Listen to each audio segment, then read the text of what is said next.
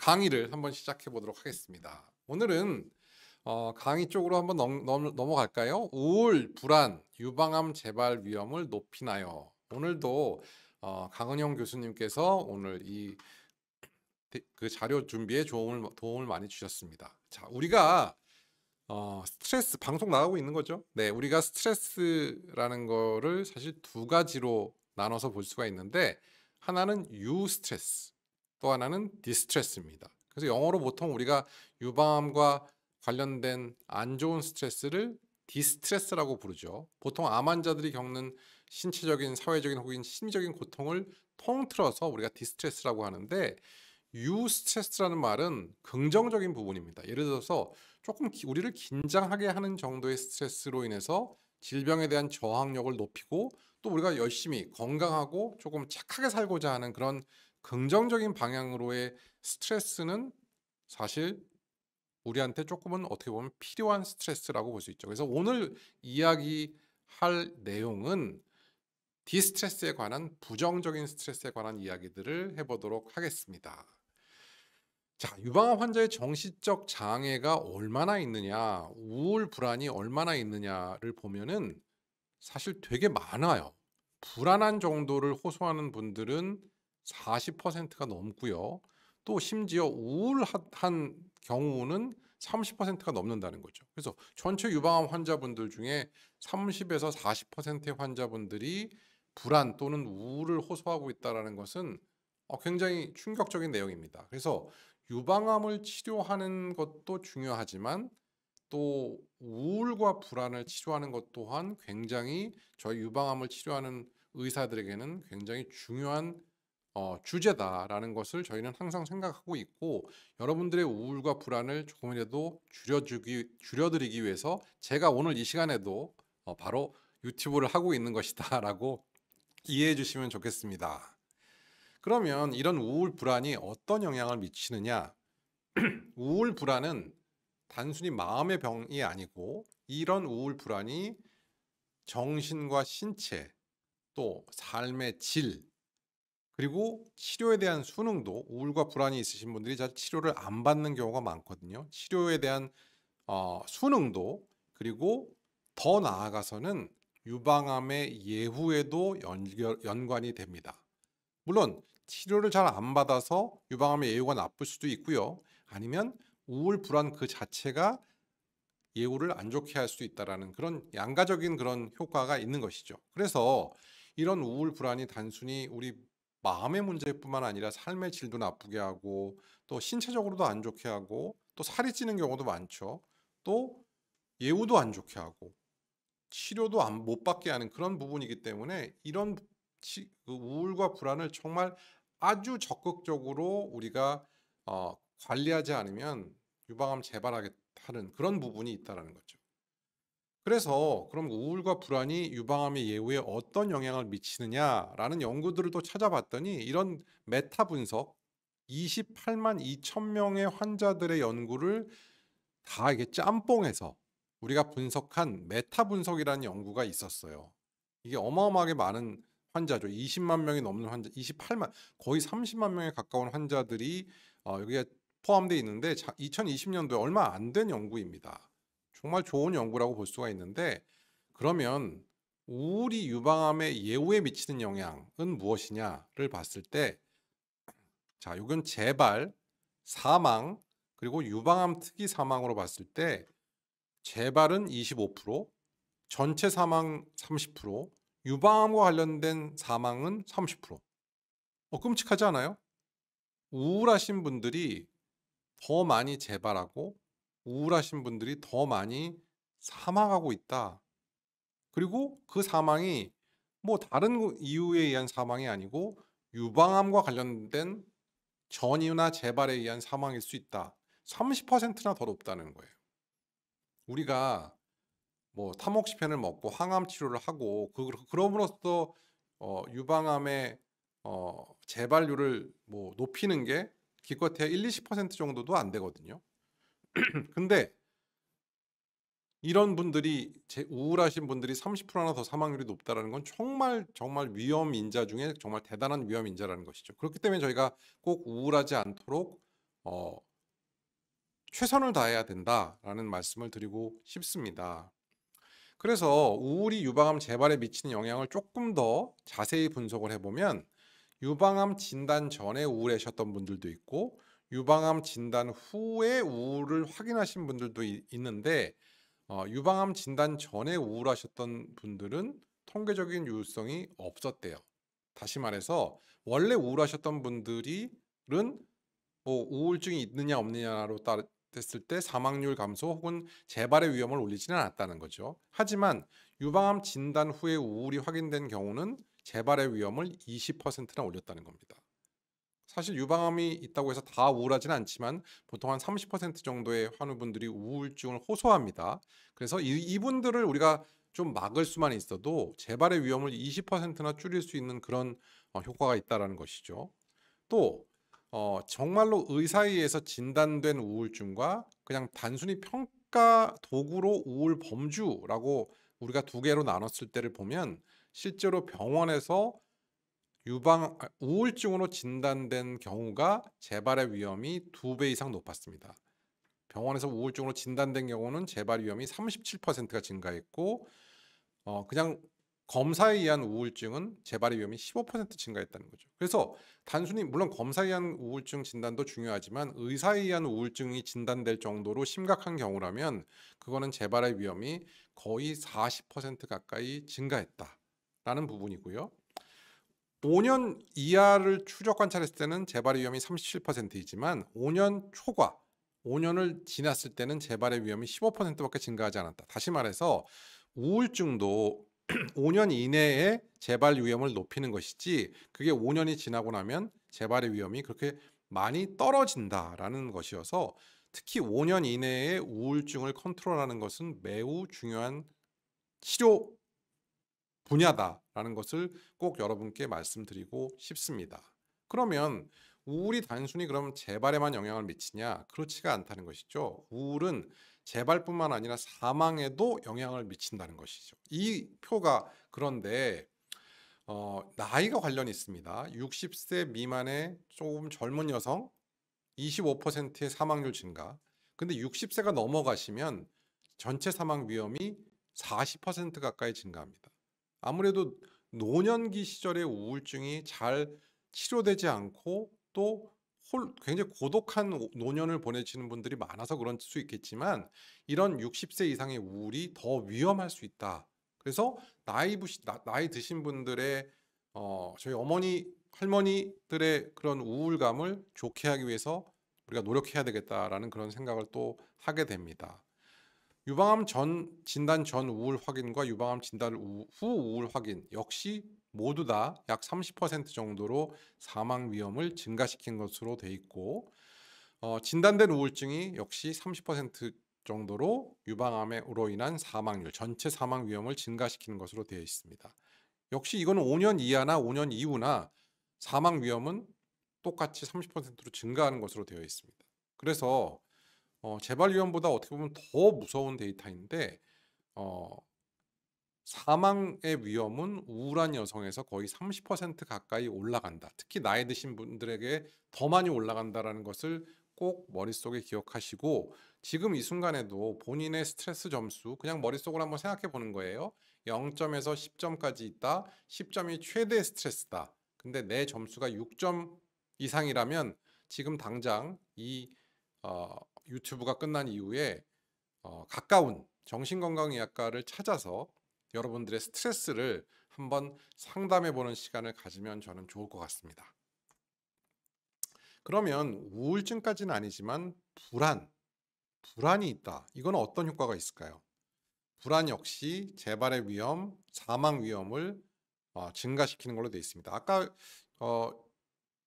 우울에 비해서는 조금 적은 정도이지만 우울이 보통 20에서 30% 정도의 재발 혹은 사망 위험을 증가시켰지만 불안은 그보다 좀 적습니다. 13에서 17% 정도의 재발과 사망 위험을 증가시키지만 그래도 불안한 감정을 갖고 있다는 것 자체가 우리 몸에는 좋지 않은 굉장히 큰 스트레스이고 그런 스트레스들이 재발과 사망으로 연결될 수 있다, 이어질 수 있다는 것을 꼭 머릿속에 기억하시고 불안하다면 역시 정신건강의학과 선생님을 만나시면 좋을 것 같습니다. 결론을 말씀드리면 정신적인 디스트레스, 나쁜 스트레스는 나쁜 예후와 연관이 있다.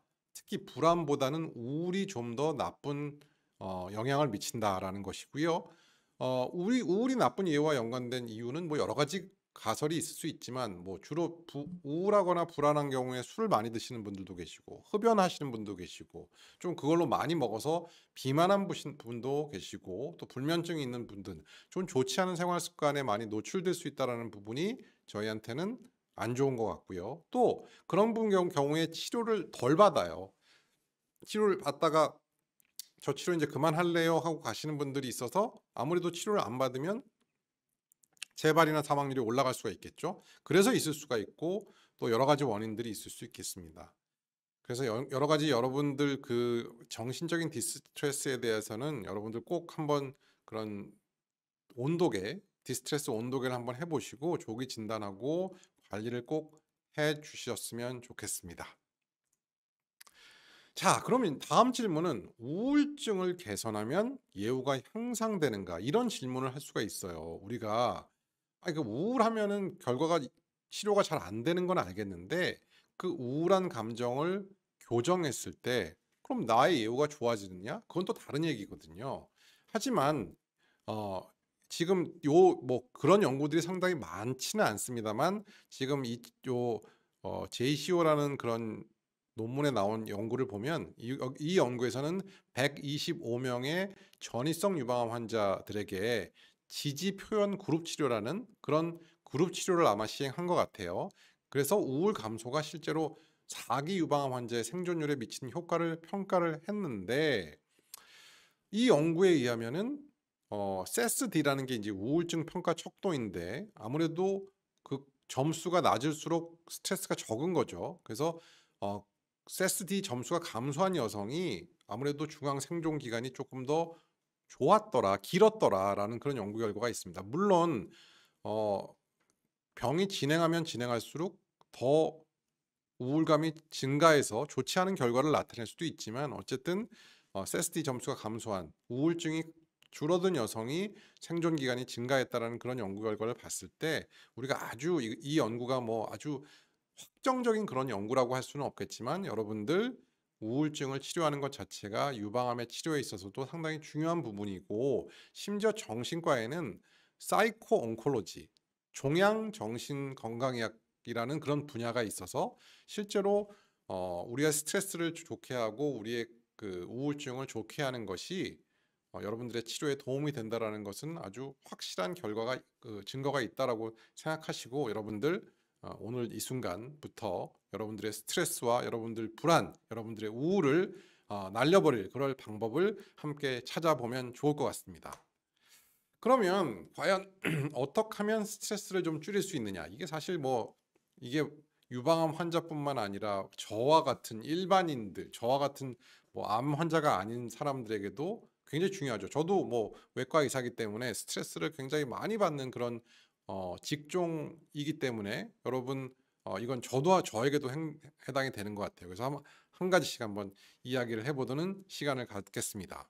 첫 번째, 사실 스트레스를 줄이는 방법은 개인마다 다를 수 있지만 건강한 방법의 스트레스를 줄이는 그런 방법이기 때문에 여러분들 한번 보시면 좋겠어요. 첫 번째, 운동입니다.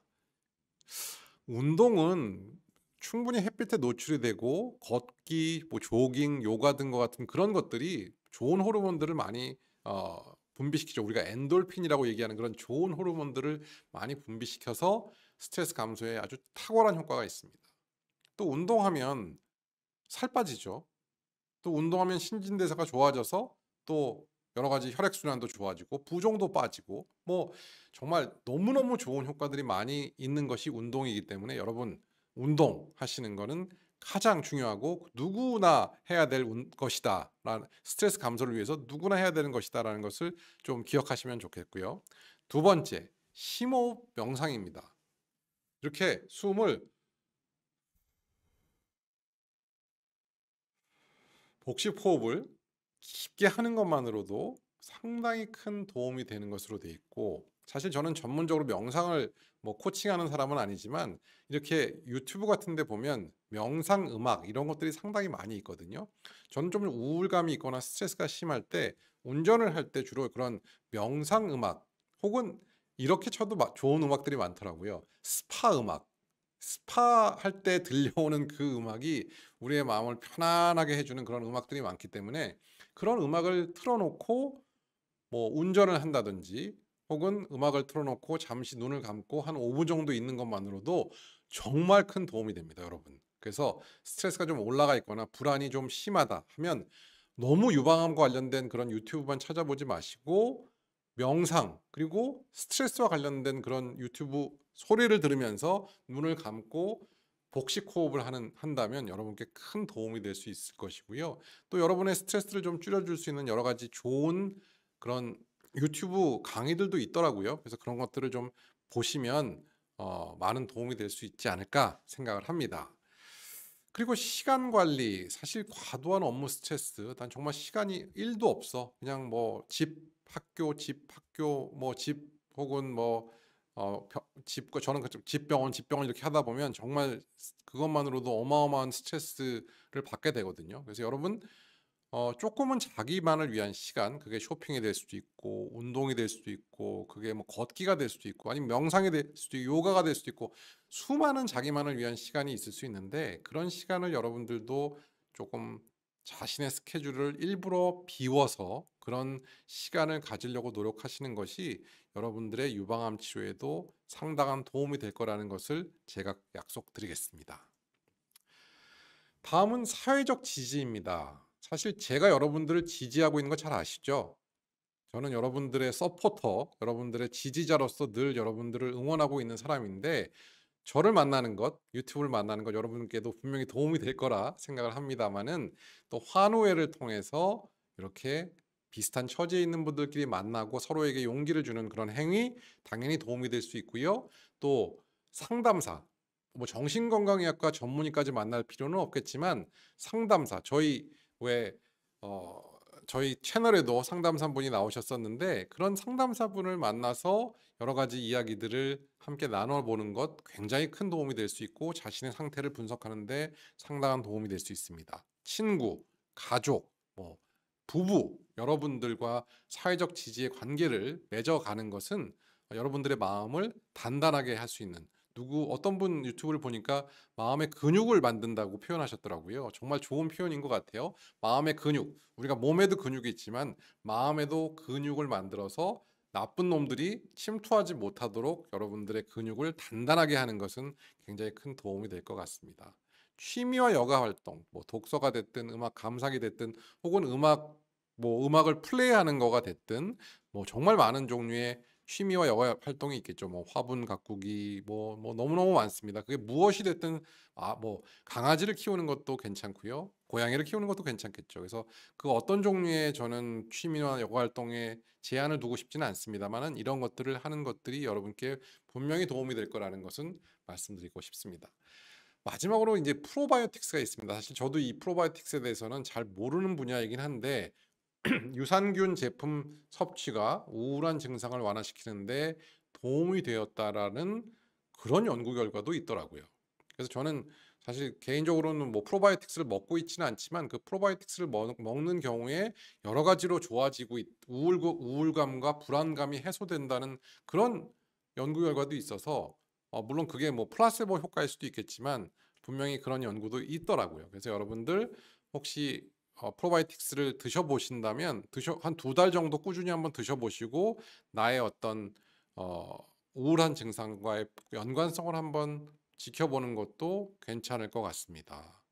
네, 감사합니다.